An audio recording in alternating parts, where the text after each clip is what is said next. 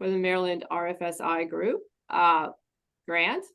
And so here today we have myself, Karen Fedor, which is the grant administrator for the RFSI, and then Martin Peru, who is the supply chain coordinator in this instance for the grant. He is also our value added specialist for the department.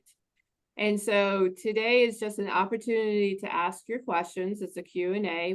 You could put your questions in the chat because we will be transcribing this webinar.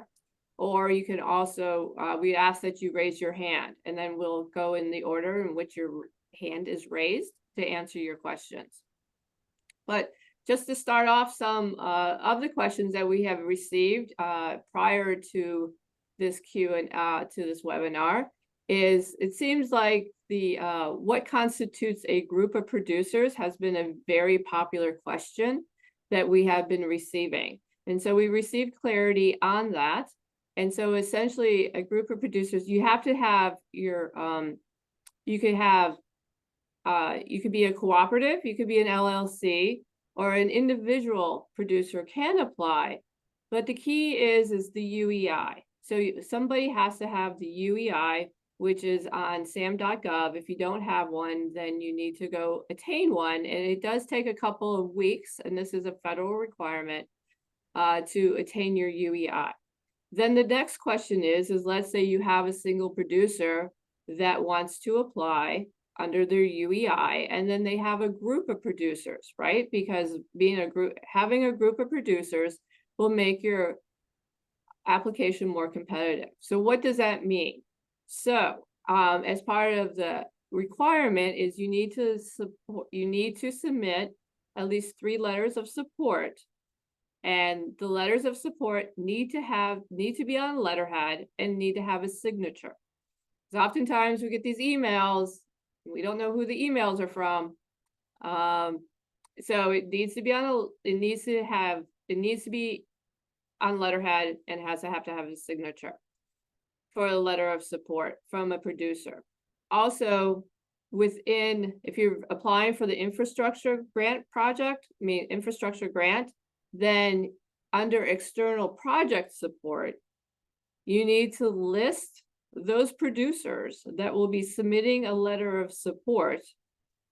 And then you need to be saying what those producers will be doing with your project. So I hope that clarifies some of the questions that we have been receiving. Now, in regards to, we also get a lot of questions regarding the match, right, for Marbitco, and I'm glad to see Marbitco's on the line today, Sierra. So I'm hoping, Sierra, if you could say a few words about the match and then the requirements about the certified local farm and what your expectations are. Yeah, thank you, Karen. So the Marbitco application is up on our website. So we will be offering a matching grant for just the infrastructure grants. And we will be going 100% match on a group that is historically underserved farmers, ranchers, or other businesses that qualify under the SBA categories of small disadvantaged business, women-owned small business, or a veteran-owned small business. So again, that's up to 100% match, up to $50,000. For all other eligible applicants, we will give a grant of up to 50% match with a maximum of $50,000. If the applicant is a local government, rural, regional council, or county school system, the maximum award could be up to $400,000. Eligible applicants from our Marbitco are, and this is all also listed on our application on the first page. Eligible applicants include an agricultural marketing group, either an LLC, legally organized farm cooperative, and it needs to include at least 4 certified local farm and fish providers, a wholesale distributor that is selling at least to 1 institution and aggregating from at least 4 certified local farm and fish providers, a public entity, either purchasing from or facilitating aggregation from at least 4 certified local farm and fish producers, providers. And then our eligible applicants have to be eligible for the NDA RFSI grant. If anybody has any questions, please feel free to reach out, and we'll help get together an application. Good Okay. morning. I do have a question.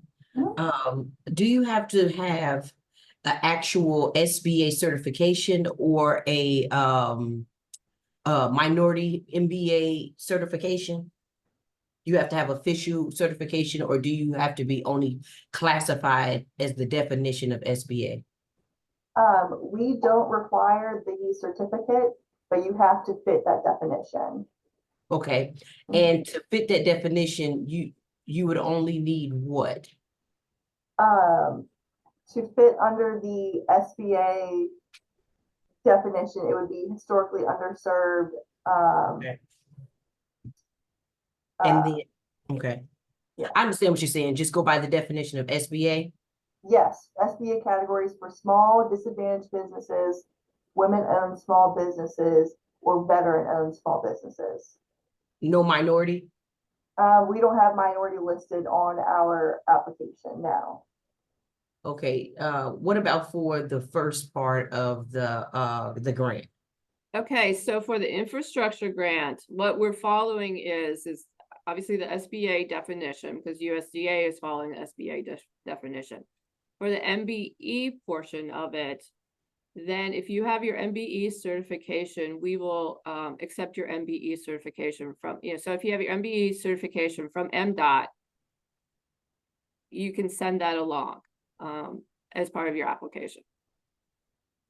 But, and then for the Small Business Administration, we would just have to just clarify how we're a small business. Correct. It's self-certification. Self-certification, okay. Mhm. Thank you, ladies. Thank you. Jennifer?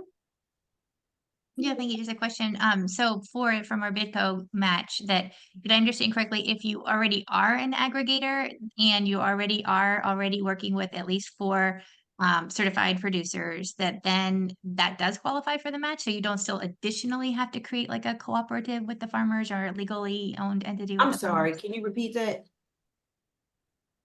My question? Oh, yes, I'm sorry, yes, please. Yeah, no, I was asking if we already are an aggregator, already existing and already working with 4 producers that are certified, then we can still apply for the Bidco match, even if we don't have to create like a legally owned cooperative LLC with those farmers. I would say so, yes. If you are in our application, we do specify legally organized farm cooperative. Is there a current agreement or like, do you have current paperwork for this?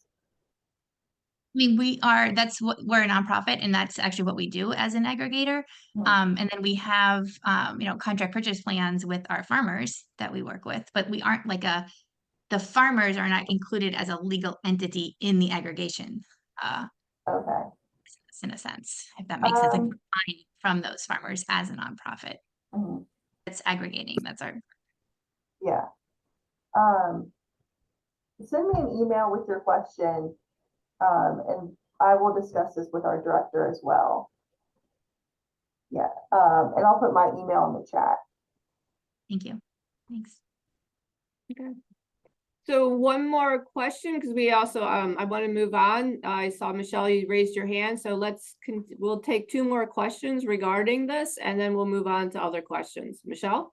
Can you apply for both? Both grants? No, you're gonna have to pick one, and it's based on your UEI. Got it, okay. Okay, anybody else regarding this? All right, thank you for that conversation.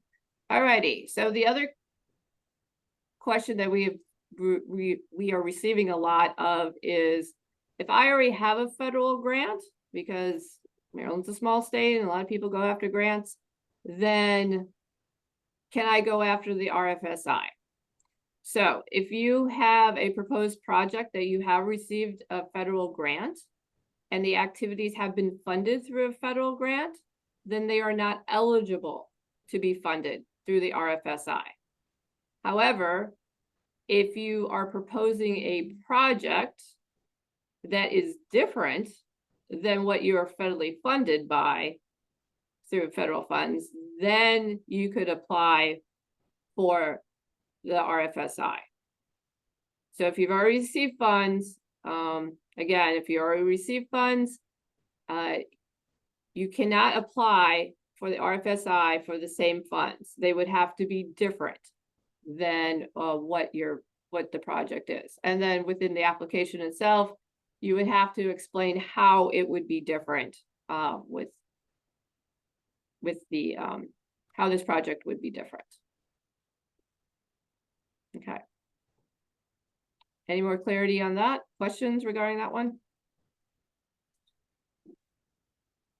Okay. Now, the other question we have received is if I'm applying for the equipment only grant, do I only have to apply for one piece of equipment? No, you could apply for multiple pieces of equipment for the equipment only grant. Now, regarding the equipment only grant installation, and this is kind of tricky regarding delivery fees, and they're calling it, the USDA is calling it minimal installation, and delivery fees can be included into the total equipment grant. However, when you submit your application, the invoice or quote, that installation needs to be included in there. And they haven't really defined minimal, but keep in mind that if you're going to hire a contractor to install your equipment, then that would not be eligible. And I was talking to somebody the other day because they're saying, well, I need to put it in a concrete pad. I want cold storage. And in order to have cold storage, you know, I need a concrete pad. I need to have electricity, and they need to do some other things. In that particular scenario, that would be considered an infrastructure grant because you're installing you're doing installation in order for that equipment. You can purchase, right? You can apply for the cold storage only, but when it comes to the other items, then it's considered infrastructure. So I hope that provides some clarity there. All right. Any questions regarding that? All right. We've also received some questions regarding taxes. You know, let's say you applied and you received the grant, whether it's infrastructure or equipment only. And all I can say is we cannot give tax advice. So you need to talk to your tax advisor or tax attorney regarding whether or not you need to pay taxes on the grants itself. I think we talked about MDE. There was also regarding a question regarding the DCI, the Distressed Community Index, and whether, you know, because we're asking for the county, right, to, you know, we're asking for the county information, or in the case of Baltimore City. And in that case, then you take both, you know, if you're in multiple counties, jurisdictions, then you will want to do the just county based, not zip code based, and you know, take the city, consider the city as the county. So you want to take the distress index for the city, and then if you're doing Baltimore County or Prince George's County, then you look at those entire counties. Let's see, I covered. All right. Yes. Yeah, we have a question in the chat already. How are we addressing environmental review for projects with new construction? Good question. You should have your federal permits already in place by the time you apply. And I'm actually going to receive more information this afternoon regarding the federal permitting. I apologize. I do not have all the information, but these projects should be shovel ready in terms of when you apply. And so we encourage you to go through your federal permitting process ahead of time. Well, I know in regards to the environmental aspect, there's multiple items regarding that. And I said, I'll find out more this afternoon. And just to build off that, Karen, of course, this being of federal funds, USDA is ensuring that grant recipients comply with NEPA, National Environmental Policy Act, the National Historic Preservation Act, and the Endangered Species Act. So of course, there's some federal considerations, but we at MDA are also here to help coordinate discussions at the local level as it relates to the permits, easements, et cetera, et cetera. If any prospective applicants need help initiating those conversations to ensure all boxes are checked.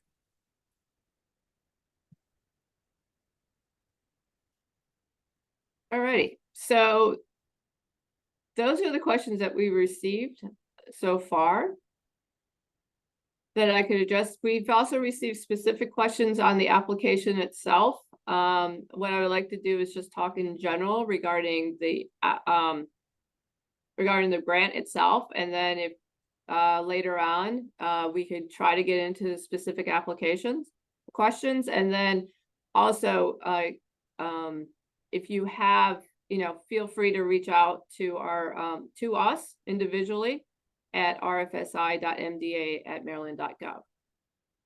All right, so let's go with Bartlett. You had your hand raised. Let's see, unmute there. Yeah, hi. Thank you for holding these office hours. Always very helpful. So I just went through this on a fertilizer grant with the NEPA and all the environmental. So what we went through, and I just want to see if this dovetails with you, is we had a real cursory kind of, we looked at these things and there's nothing scary going on. And then when we were awarded, then we had the more in-depth NEPA paperwork to act as an exemption from NEPA. Does that track with what we're doing here? Was your grant under $250,000? No, that's the sorry, that's the Oh, that was $1 million new, multi-million-dollar new building kind of situation. So anything that's new building, right. That grant, I think it also came under the infrastructure reduction. No, in part of the Biden, money. That they had an explicit exemption under NEPA if you prove you meet all these requirements, which I think is what's going on here from my first review. I just want to make sure because they're dramatically different hurdles. Right. I agree. I have not heard that so far, but if you put your contact information in the chat, I could follow up with that. Sure. So let me understand. So when you applied for a federal grant, they told you, okay, so you have to be in compliance with NEPA, but then after you received the funding, then they said that you didn't need to be in compliance? No, it's actually an exemption. Exemption, okay. So that what the whole program set up, you're still under NEPA. Right. But then one of the parts of NEPA is a little box in the corner saying, you're not doing enough that really concerns us as long as there are no endangered species wetlands. And you just check those boxes and then you just kind of hit the exemption. It's a weird circular thing, but it makes a dramatic difference when you're first applying for a grant with your federal permitting question. And then when you win it, because you just keep stepping up the tiers, but you're not facing a year-long NEPA, which would require a environmental assessment 1 or 2. Right, exactly. Because what the information that they're giving us is you need to have the federal permits in place before you apply. But I will ask clarity on that, because knowing that there's a scenario that is different. Now, what agency did you apply that? That was USDA. That was rural development. Rural development. Okay, that's helpful, because I could use that as a case study. Because I know in regards to NRCS and some equipment policies, there USDA. So this grant is under AMS, which is the Ag Marketing Services, and so USDA is this big entity, and each one has its own policies. And so I know that their AMS is a little bit different in terms of their equipment versus what NRCS is doing. So let me get back to you. Excellent question. Thanks. Okay, Michelle had her hand, well, Michelle, you had your hand raised? I just wanted to know Martin's information and he put it into the chat for me. Okay, great. Thank you. Thank you. William? Yes, so my question is regarding infrastructure. Mhm. So if I have a property that's currently not being used for any of food production or processing, and I plan on building out some extra space in the building, will the grant cover any architectural drawings when I'm considering how to use the space? That's a good question. Martin, do you have any read on that? I know it includes build out, William, we'll have to get clarity. If you're talking about basically applying for a project, but using some funds to further explore how to implement that project. So you don't have a plan for how to lay out, but part of the project is finding out how best to lay out the space. Exactly. Like, how should I design the space? I need like water, electricity, uh flooring, ventilation, support through an architectural firm to help me lay it out, so I can understand what my costs may be, so I can ask for the appropriate amount or get the support to get those dollars. Right, so it's almost comparable to like a planning grant. Because you want to plan to do processing initially. So it's like a phase 1, phase 2, maybe? Yeah, because I'm already doing processing, but like, how Okay. do I take advantage? So like my building has unusable space because it's not food grade. So how do I turn the usable space to make it food grade, but then also how do I plan for it? Because I'm in an area right in the middle of Baltimore City and I'm the only one doing this type of work in Baltimore City. Right, okay. Are you buying from the urban farms or regional farms? I mean, farms outside the area for your processing? Well, I don't buy, but I provide my facility to allow them to process their crops, process and package. Okay. So the farmers come in and they process their own? Yeah, farmers come in, they process their own, and then I provide them with guidance as far as like getting a manufacturing license, nutritional panels to help them take their end of season crops to create CBGs, for more revenue for across state and city sales. Right, so it's like an incubator kitchen in a sense? Exactly. Okay. I like to call it a food maker space, Uh-huh. because all the equipment is in the building. So it kind of allows them to take, like 2 or 3 pallets of peppers or whatever the case may be, and come in and process a product. Okay, so you want to expand your space, but you need guidance on how to expand your space to expand helping other producers to come in to do value added for their product. Exactly. Okay, Yeah, William, some of your contact information, mine is in the chat, and we will chase down clarity on that for that phase, those phase 1 inquiries related to the architecture and stuff.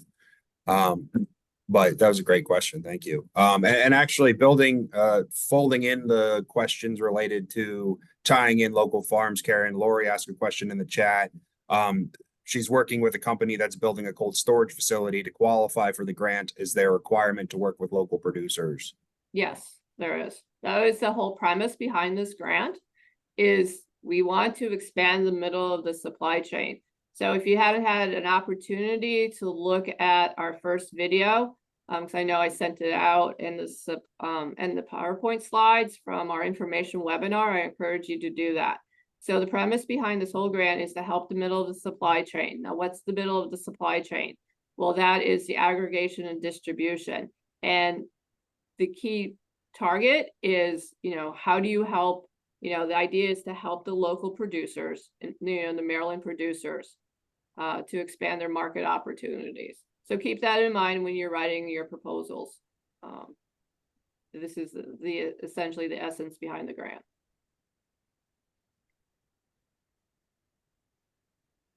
All right. Okay, Jennifer? Thanks. Another question about, we're currently doing our aggregation work on leased property. How does that kind of affect the application process if we are trying to, build out and expand a little bit on leased land? So they didn't really provide guidance in this particular grant, but I know with the other grants that I work with, what we would like to see is some kind of commitment from the owner that you can build on their property.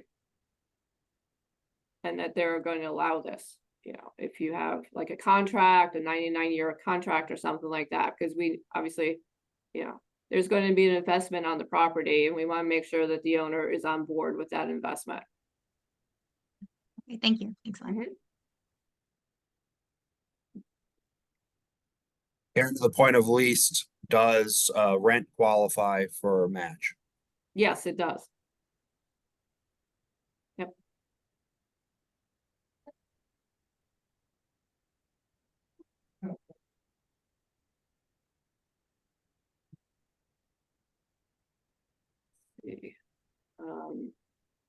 We also had a question regarding a previous question that came in regarding I own a for-profit company and I'm also a farmer. Can I apply one for equipment only or another for infrastructure? But they only have one UEI. So in that case, no, they can't apply for both. You have to make a decision whether or not you're going to be applying for the equipment only grant or the infrastructure grant because of the UEI. And again, go to sam.gov if you do not have your UEI, you need one to apply. Also, you need to be in good standing with the state. So look, and we'll ask you for a screenshot for SStat, so which is the tax assessment agency. So, if it's applicable, you need to have a screenshot from SStat. We also ask that if you are a producer that are applying, then you also need to be in compliance with MDA and its regulatory aspect of things. Another question regarding matching, Karen, would state general funds in the form of a grant, so a state grant, count towards a match for the federal program? Yes, as long as those, yes, if it's state funds, it's not coming from the federal government, yes. Yep.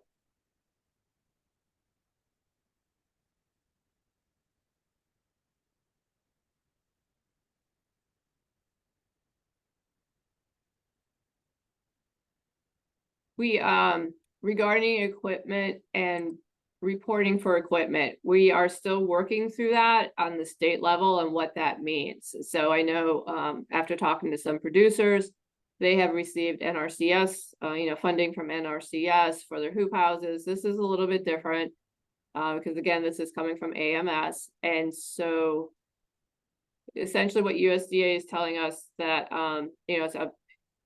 it's a state policy and what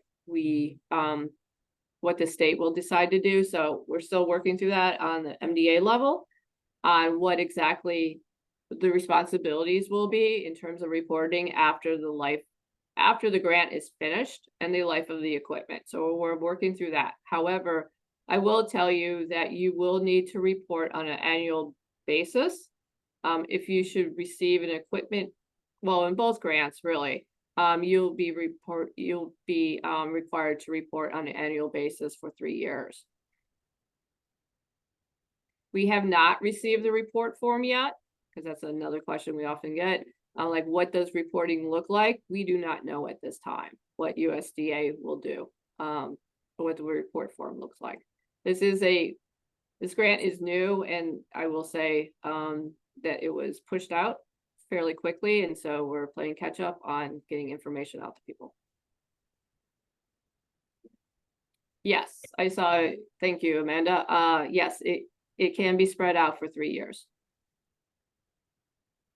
Well, depending on what grant you're applying for, because the equipment only grant is a 1-year grant, and you do not need a match.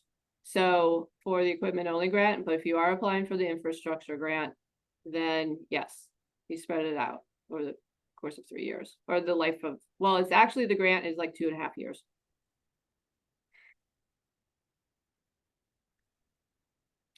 Julie?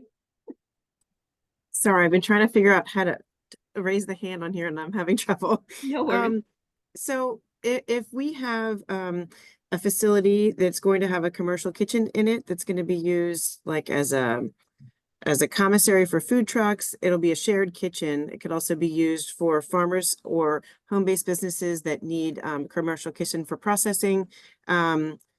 Is that eligible? Is the equipment for that eligible as part of the infrastructure for, say, like a grease trap, the gas hookup, walk-in cold storage, like all the kitchen equipment? Does that all qualify under this? Yes, yes. So there is an equipment portion of the infrastructure grant. So yes, that could qualify. But again, you'll need to think about, in that case, because yes, it's businesses, but then looking at like the producers who will be taking advantage of that space Okay. and getting letters of support from them. And that could be for the walk-in cold storage side of it, even though they may not be using the processing side of things. Yes. So if you're going to be applying for both parts of it, I was gonna put it all under infrastructure because Right. it would exceed, I think, 100,000. right. Yeah, so the infrastructure grant, it could go anywhere from 100,000 to 3 million. And in terms of your request, but then if only one portion of it is for producers, then you would need to tell us that. I mean, anyone can use the kitchen, like especially producers, but we need to have the specific producers who would be using it That would be helpful. identified? Yeah, that'd be helpful. Because again, you're looking at, helping the producers, right? Or let's say they're, or if you have somebody in there that, okay, so the producers will not be making their product, but somebody else will be making the producer's product, then if you could explain that, that would be helpful. Okay. All right, thank you. Sure. Another question related to the funds in general, is do we have a sense of how the $3.6 million will be divvied up between the max, since the max grant size is $3 million? Right, so right now we're looking at this, it's all dependent upon what comes in through the door. We're tentatively looking at up to 3.2 million for infrastructure and the 400,000 for equipment, but for equipment only. But I will say that we've had a lot of requests for equipment only. And so both applications are due at the same time. And so we don't know, it just depends on what comes through the door. But I think to the point also, the question might be asking if we foresee like a $3 million grant. And of course, the goal and focus of this program is to benefit the middle supply chain and agricultural producers throughout the state. So of course, we don't know until applications are received, but if it's a competitive application process, certainly benefiting as many projects would certainly be a goal. I can't speak on behalf of the review committee or USDA on that part, but we've had a great turnout through the stakeholder engagement this past summer, great turnout at the informational webinar. So we don't know what to expect, but we're certainly excited and happy to offer guidance through the process. Right. And again, we don't know what's going to come through the door. Will there be a $3 million grant? It's hard to say. But that brings up a good question in terms of process. And just really quick about that is that the process, the grant applications will come in, we'll do our due diligence as a state, there'll be a review committee in terms of making recommendations to the secretary on what you get funded.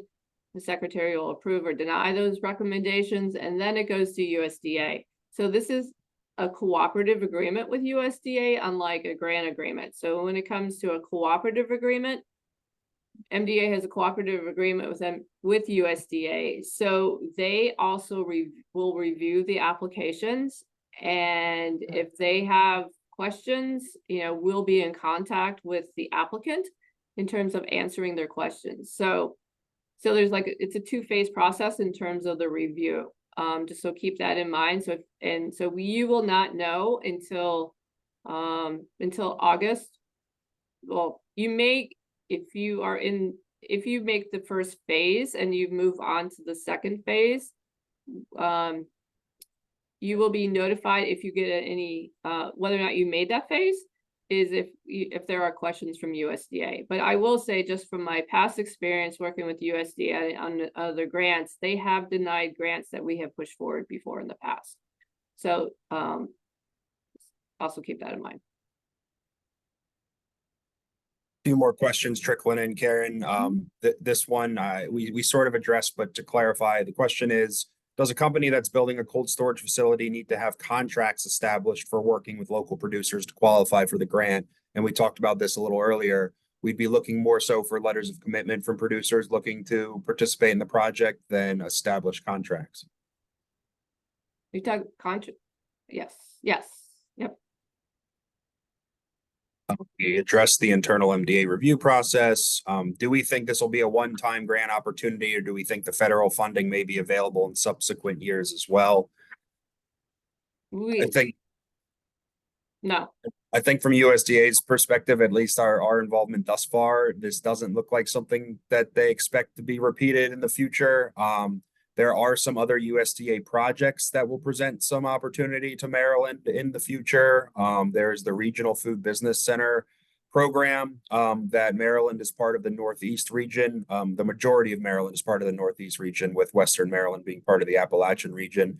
These initiatives are being run by grant recipients, and our region will have a physical space in New York State, but there will be grant opportunities, and we're learning a bit more about what that's going to look like as well. Business Builder Grant is the name of that program, and we don't have a timeline yet, but there is still potential federal opportunities. Please keep in mind that we're competing with the whole region, and it isn't a sub-award through a state, but we're certainly going to try to get as much information as possible and leverage that as best we can. I will say that we are going to be announcing the Specialty Crop Block Grant next week, and this is targeting towards producers, fruits, vegetables, Christmas trees, honey, maple syrup, that type of thing.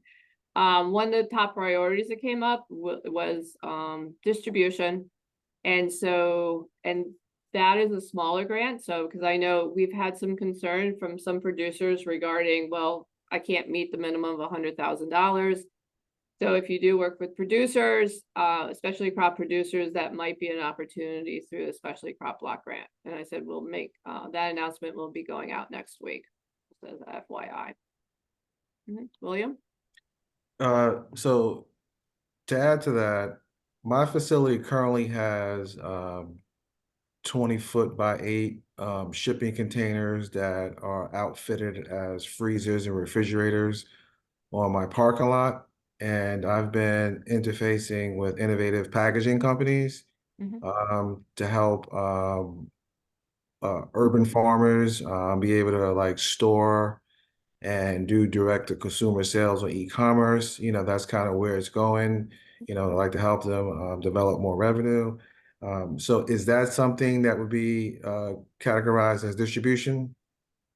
Yes. Fulfillment services? It could be, yes.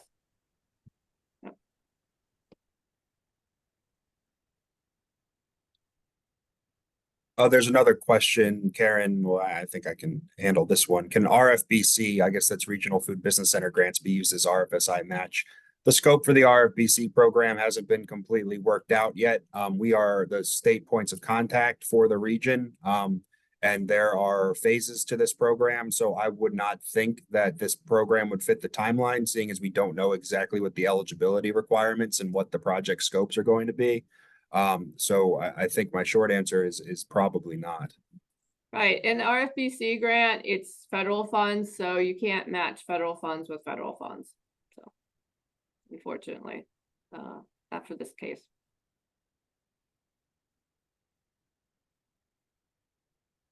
Okay.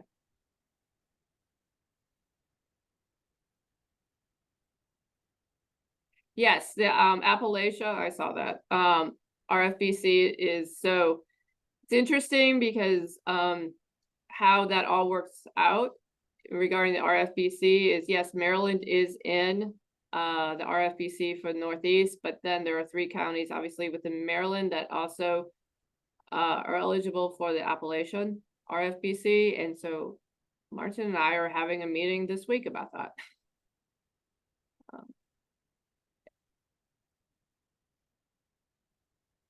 So we're anxiously awaiting to see more guidance coming in through the RFBC, because those grants will be $100,000 or less. And hopefully Maryland will see some additional funds for that.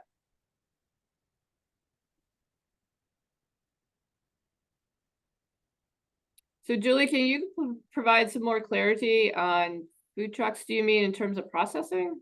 Yes, Yeah. like as the end user. Mm-hmm. Right. So this is kind of a challenging one, because again, we're looking at middle of the supply chain, and who is the end user would be a consumer, right? And So so, if the food truck used local products, local agricultural products, then right. That one's a little bit more difficult, because the end user is the consumer. And so I know, like, they brought up the example of farmers markets, right? So if you're, so they're kind of, farmers market is a gray area also.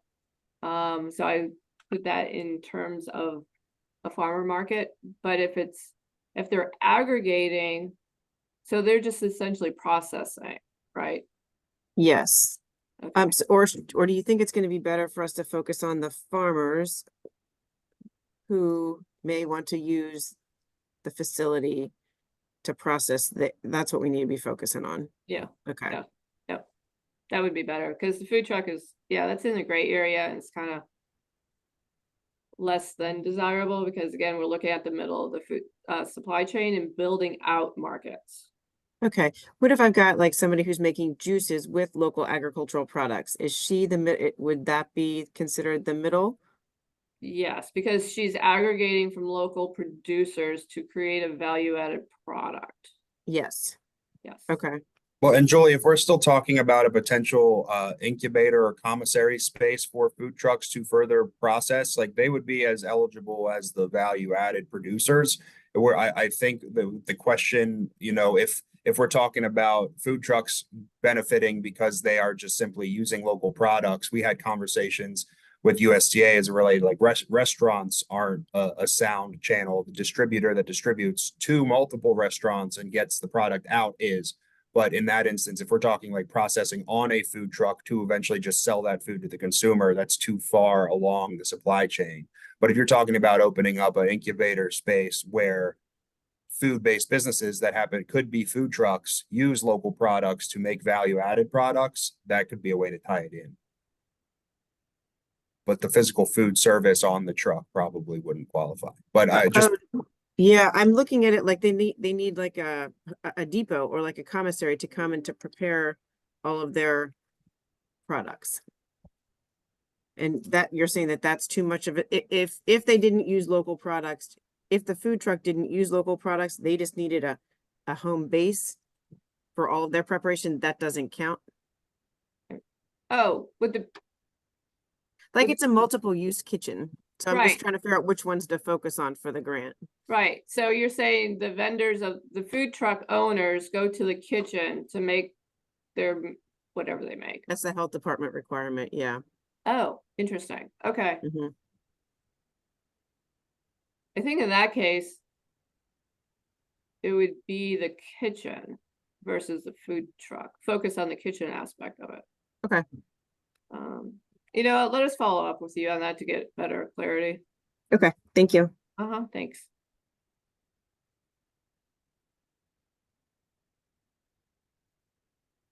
William? So I've been operating a culinary incubator in Baltimore City probably since 2017. Mhm. And I'm like in a very distressed area in the middle of the city. And real estate developers have an abundance of properties now that interest rates are up and no one's buying and it's tough to move them. And I've spoken to some of them that have acted as or act as social enterprise organizations and nonprofits. And they're asking if I'm able to say, take advantage of one of their properties to help me with my mission, because I'm only able to support maybe up to about 20 different companies at a time. Whereas if I was to get into something that's, say, 30,000 square feet, I can address the entire industry of urban farmers in Baltimore City. Mhm. So if I was able to get any technical assistance, waivers on rent, could I use that as a matching grant? And could I also move to a different location from my current location, which is not in best conditions, but is capable of supporting, my community and local farmers and processors. So am I allowed to move to a different facility while I'm requesting and filling out this application?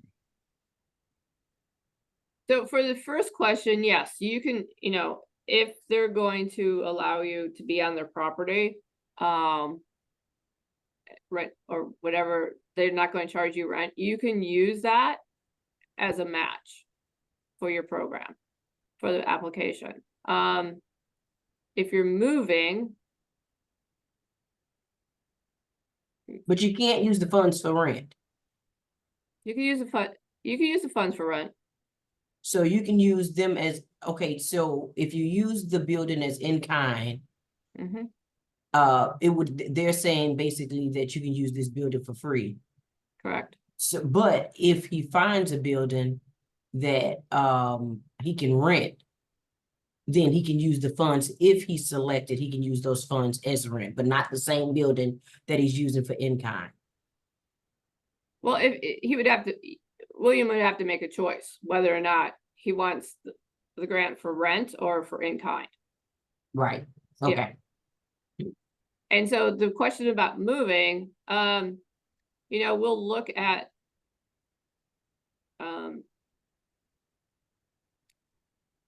Would he be able to build off what he has currently? I guess build off his current business in the grant, talk about his current business in the actual grant, and then give a future aspect of what it would look like in another building. right.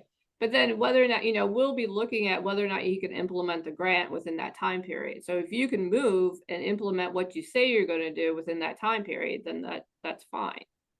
Right. And in terms of, if your address is going to change, right? It's the same block.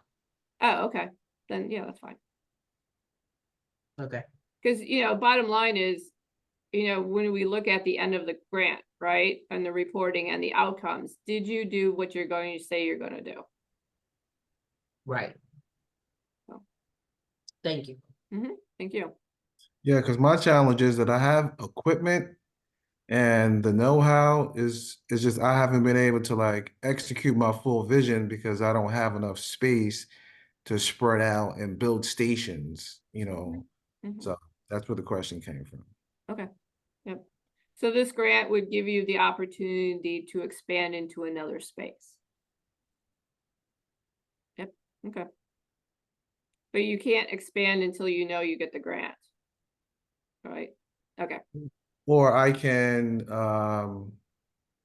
notify these developers that I'm applying for the grant Mhm.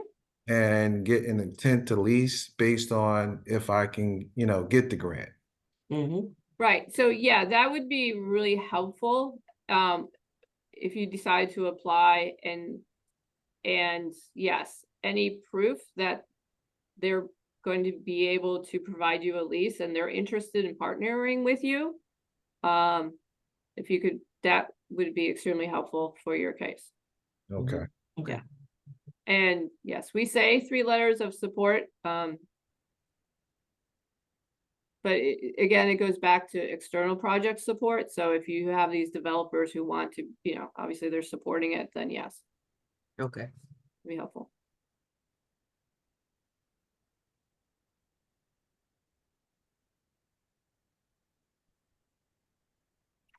Let's see. No other questions? Okay. I have one, sorry. I didn't Sure. raise my hand. We're a dairy co-op located, or our headquarters is in Virginia, but we have 2 facilities in Maryland as well as member farmers. For the purpose of this grant application, I saw that we were to calculate the distressed communities index. Should we calculate that based on producers are located or based on our actual facility locations in Maryland? I'm sorry, can you repeat your first question because you kind of faded out? Oh, I'm sorry. Can you hear me better now? Yes, yes, thank you. Okay, so we're a dairy cooperative. We have 2 facilities that process milk in Maryland, in Laurel and Landover. But our member farmers span 11 states, I believe. Mm-hmm. And so it would benefit multiple states. But when we're calculating the distress communities index, are we looking at our facilities in Maryland, or are we looking at our members in Maryland, or how do we calculate that number specifically based on our setup? Right, so you gotta look at who will benefit from this project, right? And the communities that will benefit from the project.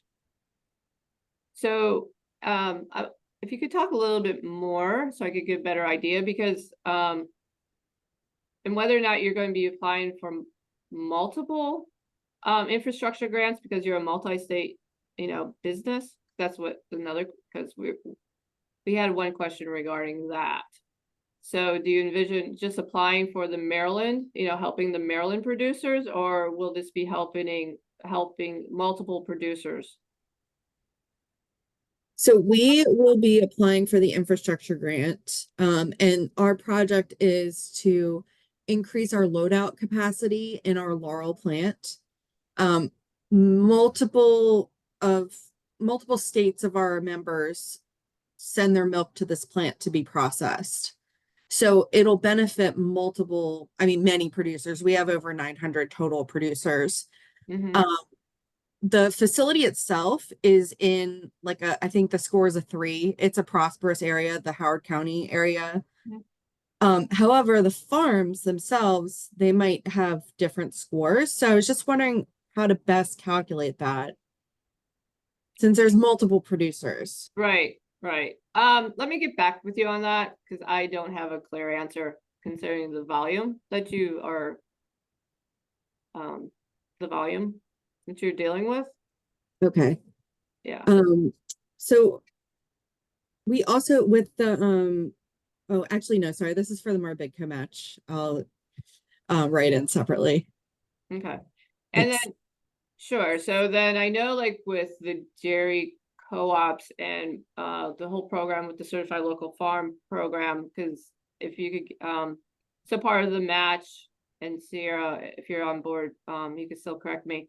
So part of that is they need to be part of the certified local farm program, in which they need to have a nutrient management plan. And I know the dairy co-ops haven't really participated in that, but if you can get, in order to be eligible for that match, the farmers would need to apply to the certified local farm program, which is a really easy application. And Yes.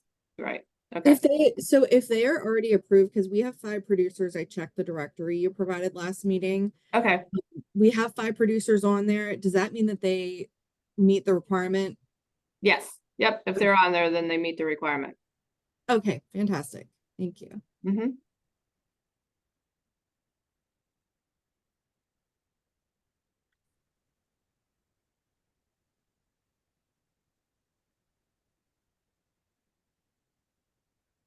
Amanda, I see your question, Amanda, and yeah, let me get more clarity on that, just because we're not getting a lot of guidance from USDA on what exactly that means, if it's the end product or if it's where the facility is located or if it's the producers that are impacted. So all good questions. I don't have an answer for that right now. For the DCI. Can you talk about the budget section? Mhm. And just talk about the budget section. Okay, do you have specific questions about the budget section? No, because it says the proposals submitted by the beginning farmers or ranchers. So are we supposed to receive budgets from the actual farmers or who we use? I'm trying to figure out. This is veteran farmer limited source. Oh, okay. So what that means is, if you qualify for like a beginning farmer or socially disadvantaged farmer, small bit farmer, or historically underserved farmer, Uh-huh. thank you for bringing this up, is that in the infrastructure grant, if you do not, qualify for any of those, it's a 50% match. But if you qualify for any of those categories right there, it's a 25% match. So that's what that means. So it's asking you, are you a beginning farmer, veteran farmer, limited resource farmer, socially disadvantaged, small disadvantaged, women-owned, or historically underserved farmer? So if you qualify for any of those, then you are only required to have a 25% match. If you don't, Got it. Okay, so if you qualify under, you only need a 25, okay. yep. And then, yes, and if you don't qualify, then it's 50%. So thank you for bringing that up. Just So you quickly, don't have to submit a budget? You For do this- have to submit a budget. I mean, Okay, you have to self-certify what you are eligible for, but in terms of a budget, yes, you need to submit a budget for your project. right, that's what I thought. Okay, budget needed, and then 25% match. I got it now. Thank you. Thank you. could you clarify just what you mean by that? You have to self-certify, like, how would we know if we're eligible for any of those designations? So it's under the SBA definition, and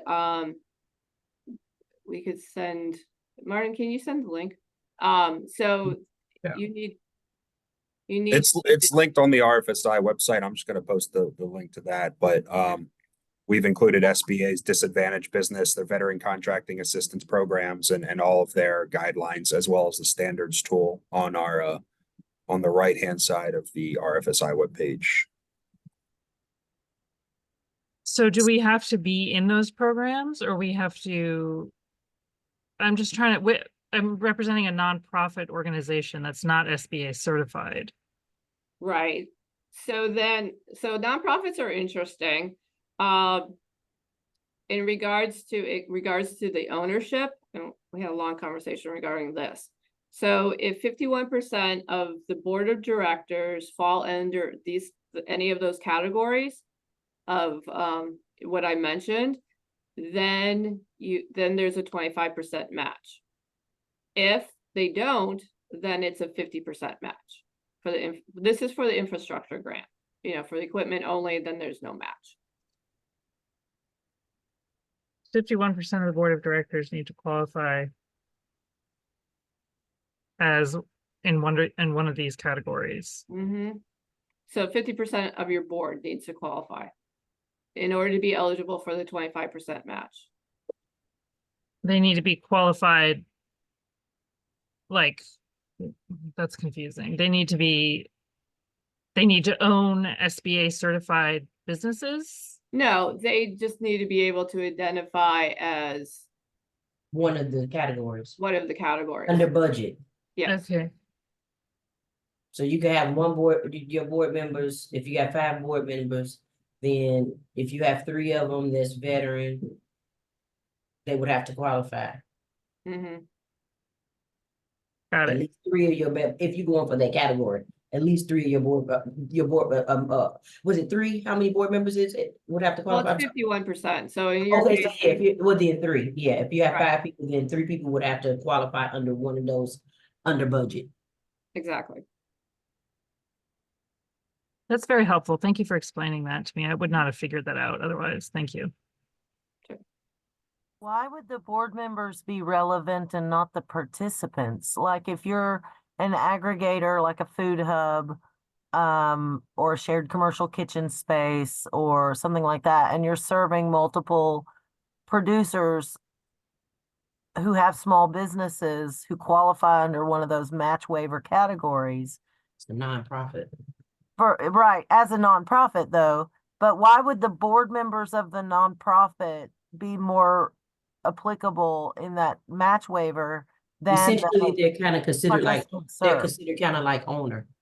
Exactly. Thank you, Michelle. So according to USDA, they consider the board of directors is like an ownership. So in this case, just thinking of an owner, it's an ownership. And I know, Amanda, I see what you're putting there, and it's interesting because I had a conversation with somebody else regarding like the SBA definition and the USDA definition for like woman owned. And so USDA and SBA have different definitions in terms of women owned and the percentage. So in the case of SBA, in which this particular grant is following the SBA definition, it would be 51% versus 50%. I don't make the rules. This is just what I have been told. All right, so it's 11 o'clock. I want to be conscious of your time. We'll take one more questions, and if not, we will be having another Q&A virtual office hours on February 21st. The information is on our website, and then again, you could join us then, and feel free to reach out to Martin and I at any time because we are responding as quickly as we can to your emails. All right. Will you send the recorded, Yes. okay, and the questions? Yeah, Answers? so we Okay. are developing a FAQ, and we wanted to wait until after this session to flush it out some more. So we have preliminary questions. I think we answered most of them from the first round, and so we're writing up a document right now. So hopefully Okay. we'll get it out by next week. Thank you. Okay, thank you. And with that, we will again, feel free to reach out, or we'll see you in a couple of weeks. Thank you. Okay, thank you, everyone. Thank you. Very helpful. Thanks. Thanks. Mhm.